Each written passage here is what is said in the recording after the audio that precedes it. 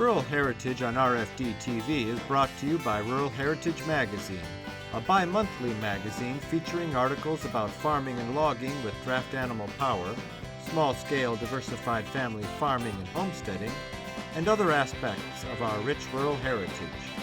Rural Heritage Magazine, borrowing from yesterday to do the work of today.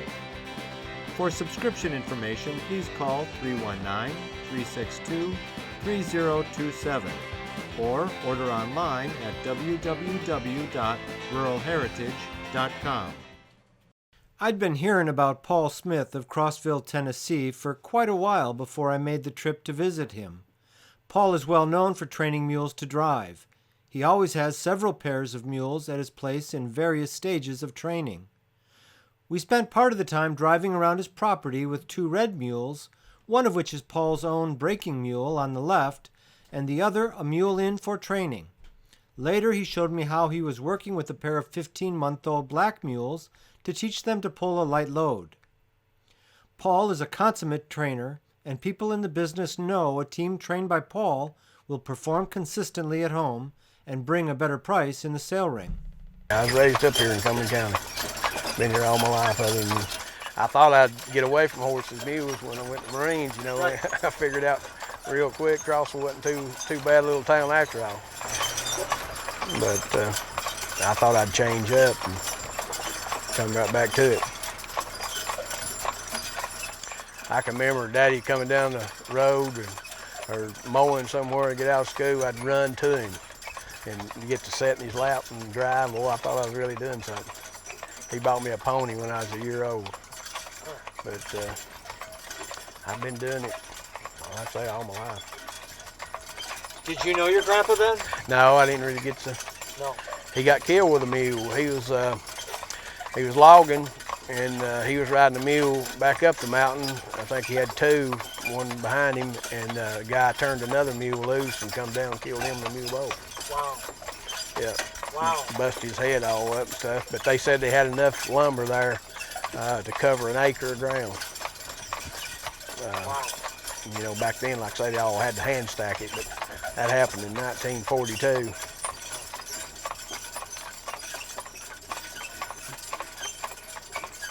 And like I say, my great-grandpa, he owned, well, he was a pretty wealthy man for this area.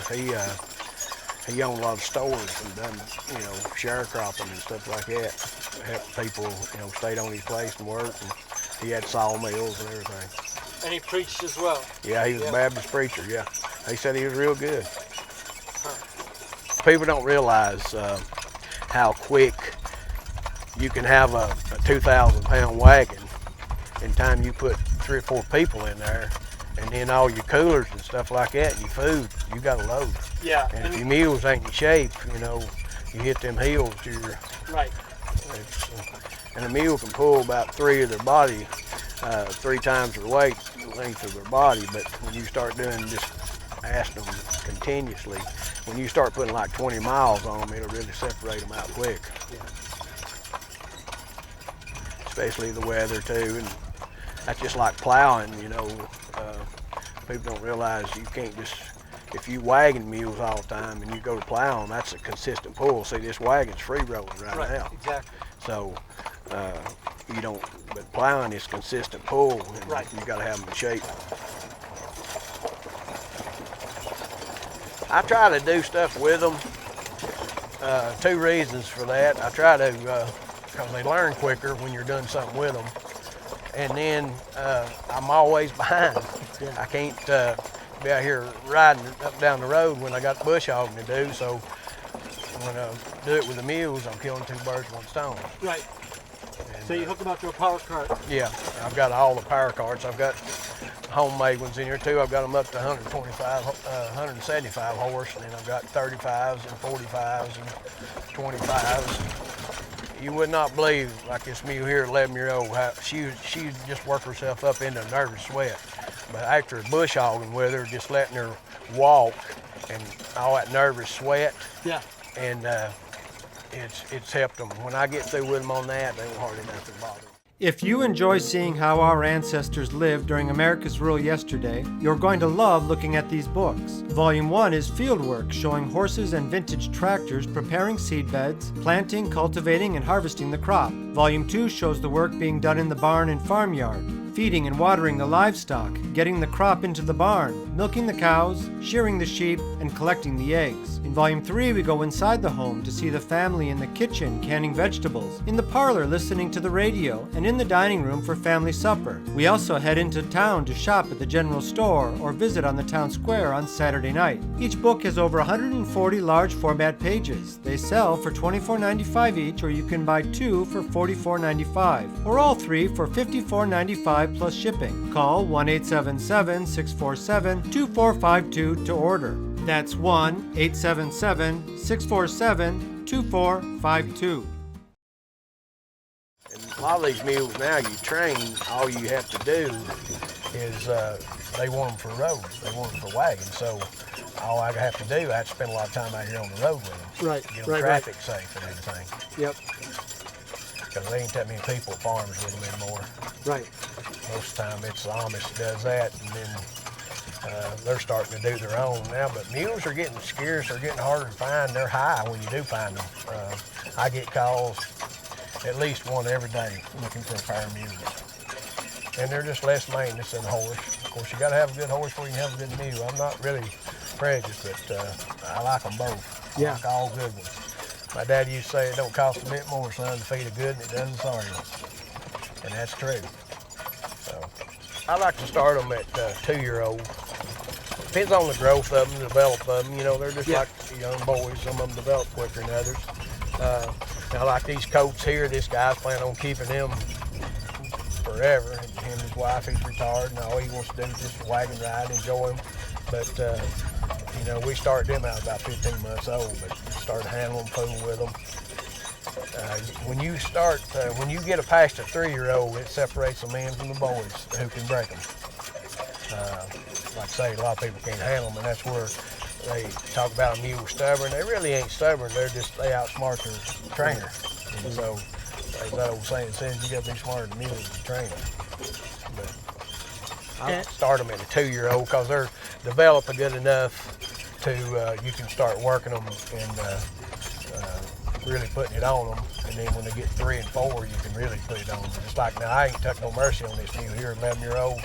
I've worked her hard because she can take it, but I got to change her mindset. She's done what she wanted to so long that she's bluffed out, so I've had to change her whole mindset. Right. Re-educate her. Yeah, and I do it day after day consistently, and even if it's just an hour a day, as long as you do it right, they'll pick your program up. Just like when I pull in the driveway of evening after work, they'll stick their head out the barn. Some of them they look forward to, once you get them in shape, they look forward to doing Right. They want to working for you. Yeah, sure do. And you feed them and take care of them and water them. You know, that's just like a kid. Kids got to have love and discipline. Well, animals got to have feed and water, and then you working. That's part of it. That's a trade-off. You know? Right. And you got to remember that you got to categorize your mules up in 4 groups. You got a smart mule, a dumb mule, and you got a scared mule, and you got a mean mule. And when you get that mule categoried up, like this mule here is just scared to death. Well, somebody handle it, let it get away, let it do what it needs to do, and he's just scared to death. It never has been taught, so I have to slow down on your patience and you know, go from there. But if you'll categorize them mules up in them 4 deals, you can do the job. And people ask me, they'll say, well, how long do you think it'll take me to win your mule? I said, well, it just depends on how smart your mule is. You know, some people catch on, just like me and you, we go to a job and one of us will pick it up quicker than the other. Right. Well, some mules are smarter than others. Some of them, just like you teach in the Marine Corps, you might do something 100 times, you get it right. And a mule the same way. You keep it doing it, repetition. Even the dumbest one, you can teach him after a while. And you got to remember, you don't put this mule in a situation, you don't ask him to do something that he can't do. And if you start to make him do that, it's like, say, just crossing water. If you let that mule run back and don't cross the water, oh, you got problems. Right. I mean, it takes force in, but if you teach him, but the key to it, a lot of people try to ask them to do something they can't do, hook them to something too heavy, can't pull it, or hook them too light, let them run off. Right. You know, you got to be, that comes back to experience and on the training. That's just like, you'll notice all these tars there, I got different weight. Well, I try to, if this mule weighs 1,300 pounds, I try to get me a tar that's at least 600-700 pounds, where he can't run off of me, that I can still control him. And I'll let him go for directions here in the lot, and till he does till I learn him about slowing down. Right. But I feed and water them. You don't. A lot of the Amish break horses and mules, but they break them through the stomach. They starve them down. They get them weak. Well, I don't do that. I pour it to them. I want them on ball of fire when I work them, because I don't want them to get them home when they get fed back up and then they come back alive. Before a pair leaves here, I show the guy, the owner, everything about them that I possibly can show them. I show them the good things about the mule, the bad things about the mule. Ooh. Yeah, all they care about is they're trying to get the work done. They'll throw a wild mule like this. They'll throw him right in among 6 or 7, draft horses and drag them along. And like I say, don't know, put them to them power units that do molasses and run their power carts. They just go around the circle. They don't never know what woe is. And another thing that they do that people don't realize, they speak Dutch. Well, when you get them back here and speak English, you're lost again. So that's what you run into. Yeah. Where a horse, when they get scared, they'll hurt themselves. A mule will pretty much take care of themselves. If they was to run off, a horse might run right straight into that grapple there, but this mule, he'll get there and cut. Right. Like say a fence and stuff like that. But I mean, there's exceptions to all rules on that. I mean, of course, horses. Yeah. I've got a big Persian nice stud colt coming here as soon as I can get a pair out.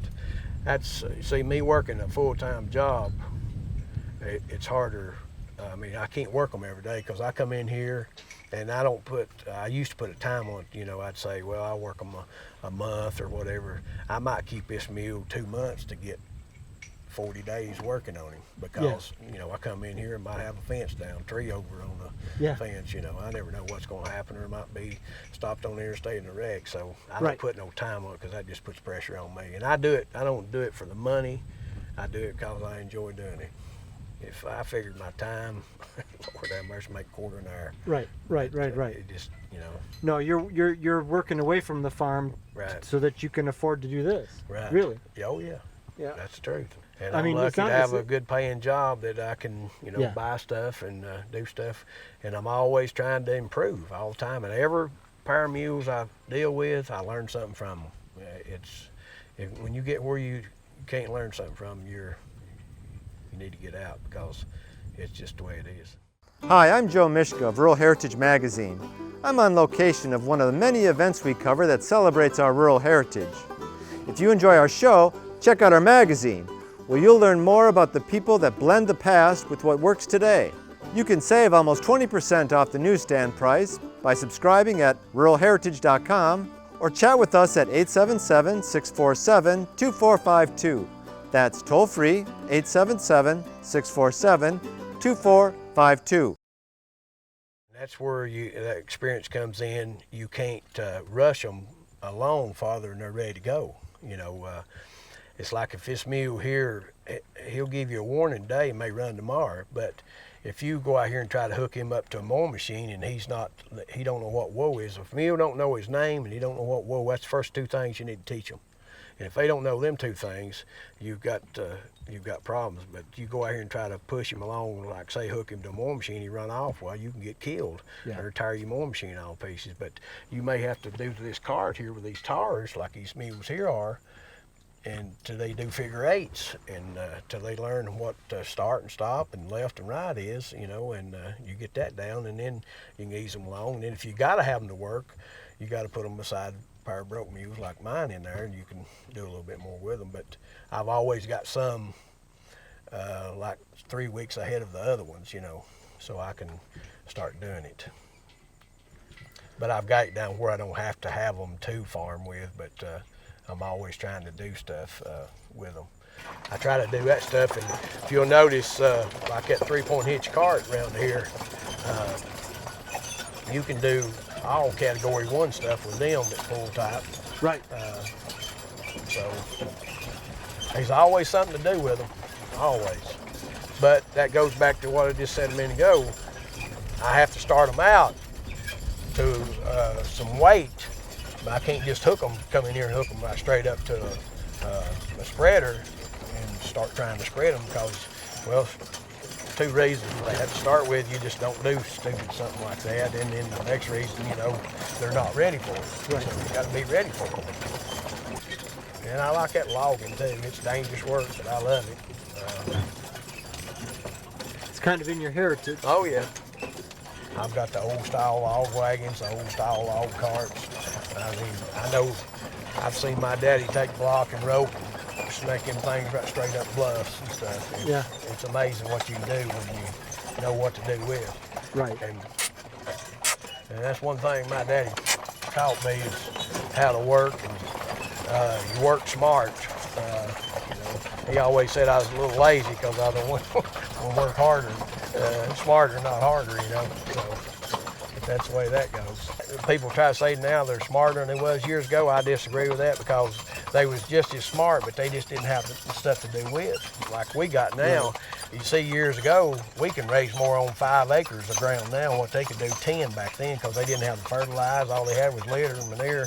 And but now we got the best crops, the best mules, and I'd love my grandpa to see a good stout mule. Right. I'd love just to go out here and say, I'm gonna buy you a pair of mules, and buy the feed, the big draft like that, and just watch him work and take them from A to Z and see how good that because I mean we got such better quality than they had back then. What I'm trying to say.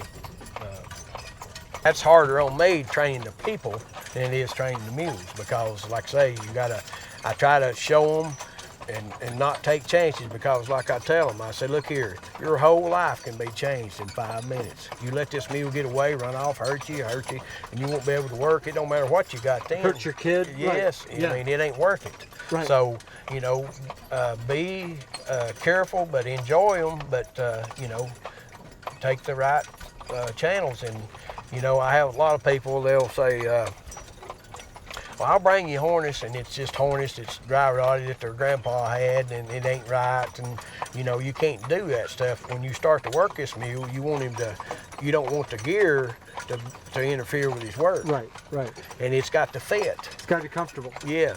Absolutely. That's just like if you put a pair of shoes on too little or too big, after when you're working, you'll get aggravated here in a little while. You won't want to work. Well, right. mules same and you'll way. Remember it. Yes, you want the harness to fit right, and you don't want to be man-made problems to that mule. You want all the problems straightening him out. You don't want to be putting stuff on him that's too little or too big because, I mean, that just irritates them.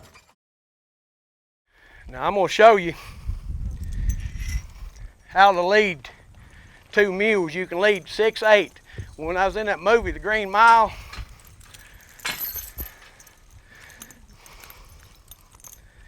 you go through this ring right here. You come up here to this hang.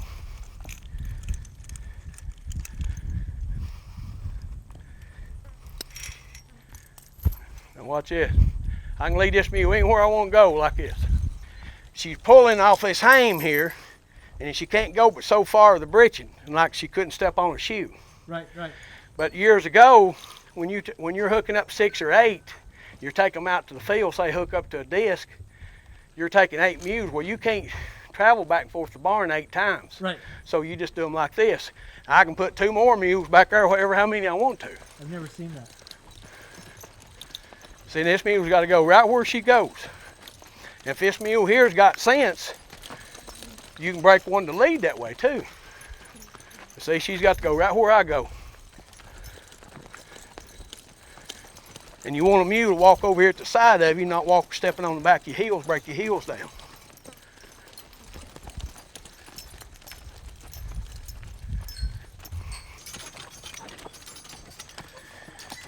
See, these colts here, they're coming 2s. they're gonna make a real nice pair of mules. Guy that owns these will be real proud of them. And they're gonna be sharp too. See, they got to learn about sidestepping here.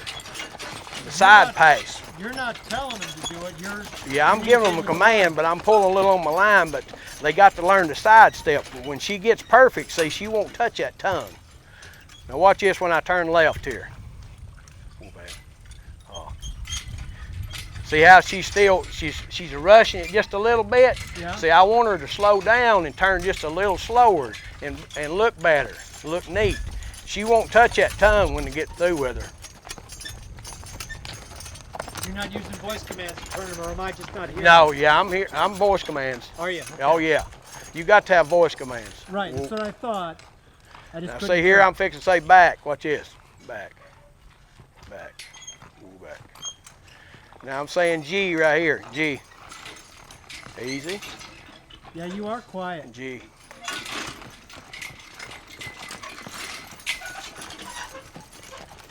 Yeah, you're very quiet. Now see, I'm gonna walk them out here just a little bit. Let them, I'm turning.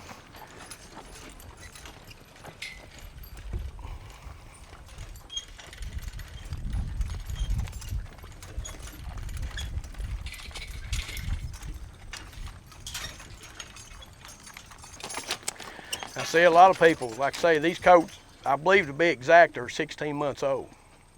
Now a lot of people on here will say that's too young to work them. But, and I tell them, I say, well, that's the reason you have to bring them somebody to train yours, because you didn't do it. But these colts has been started off right, they've been handled. I mean, you know, and they're fed, took good care of, they're slick. Yeah.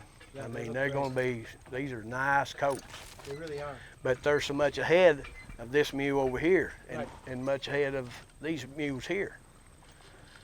But before a pair leaves here, they have to come here, and I take them out of the stable, show them how to harness them, what to cur them off, everything about them I possibly can tell them, and show them how they hook up, drive them out and hook them up across the tongue. You know, they won't run off and kill you, but I try to show them everything I possibly can show them, and they have to do that before I let them take them. I mean, because I don't want them to come here and say, you know, you didn't say that mule was ear shy. You know, I show them, and then I tell them, so it's their fault when they get home if something happens. And I'm gonna let her go and let her go back there and waller. She will. Get in, Pearl. That freshens them up when they waller. Get in there. She probably won't do it now since I want her to. But that freshens them up like us taking a shower. When you say waller, you mean roll? Turn over, roll. She rolls. Right. Yeah, we call it waller down here. But yeah, I say that's a sign she's gonna lay down. Yep.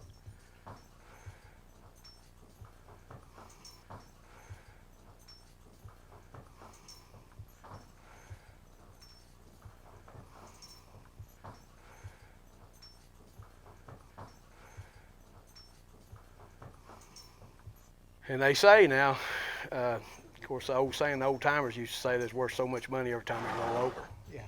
No, it's just an old saying, but that freshens them up. Watch her shake here. Yep.